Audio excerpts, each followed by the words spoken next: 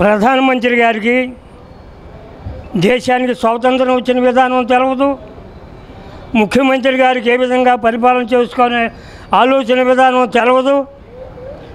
వీళ్ళందరూ కూడా దేశంలో సంపదను దోచుకోవటాగే కానీ పారిశ్రామిక రంగాన్ని, వ్యవసాయ రంగాన్ని, కూలీ రంగాన్ని, గ్రామాలు ఎట్టా ఉండి, నదులు ఎట్టా ఉండి, నదుల అనుసంధానం లేదు, నదులు గ్రామాల్లో నీళ్ళు వెళ్ళటం లేదు, మరి గృహాలు సరైనవి లేదు.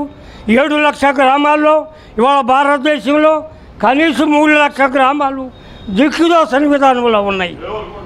మరి ఆ విధంగా మరి పవన్ కళ్యాణ్ గారికి రాజకీయం తెలవదు, రాజకీయం అంటే తెలియదు, కాంగ్రెస్ అంటే తెలియదు. కాంగ్రెస్కి అర్థం తెలియదు. ఆయనకి రంగులు వేసుకోవటం, లక్షలు సంపాదించుకోవటం, కారులో తిరగటం తప్ప వాళ్ళ భారతదేశంలో దమ్ము ధైర్యం ఉంటే ప్రధానమంత్రి గారు రాష్ట్రాల్లో ముఖ్యమంత్రిని పిలిచి క్వార్టర్లీ వైజ్గా 3 నెలలకు ఒకసారి what is your development in your state అని 36 రాష్ట్రాల ముఖ్యమంత్రులు పిలిచి అభివృద్ధి విధానం, వ్యవసాయ రంగం, కూలి విధానం, గృహ నిర్మాణం, సాగునీరు అన్ని రంగాల్లో కూడా మొగతనంగా సంప్రదించి దేశ ప్రజలకి గింజలు చల్లటి చల్లాలండి. వాళ్ళకి ఏమి తెలియదు. సంపాదన కోసం ఇవాళ రాజకీయ రంగాన్ని, ప్రాంతీయ పార్టీలు ఇవాళ భారతదేశంలో 11,000 పార్టీలు ఉండి ఎందుకు?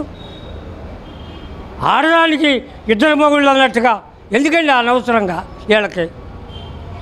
జాగ్రత్తగా ఇవాళ మంత్రి ఏం చేస్తున్నాడు, ఎమ్మెల్యేలు ఏం చేస్తున్నారు, వాళ్ళకి ఒరిజినల్ స్టేట్మెంట్ లేదు. దాదాపు 2-3 లక్షలు తీసుకుంటున్నారు నెల వచ్చారికి. మరి గ్రామాల్లో మరి వాళ్ళు ఒరిజినల్ స్టేట్మెంట్ ఇచ్చి గ్రామాలు తిరిగారు. ఎక్కడ పని చేస్తున్నారని ఆలోచన విధానం ఉండాలండి. ఈ విధంగా దేశాన్ని పాడు చేసి సర్వనాశనానికి దారి తీస్తున్నారు, కానీ ఏమీ లాభం లేదు వీళ్ళ వల్ల. కాంగ్రెస్ పార్టీ 1946లో 47లో మనకు స్వాతంత్రం వచ్చింది. తర్వాత పాకిస్తాన్కి ఇచ్చారు.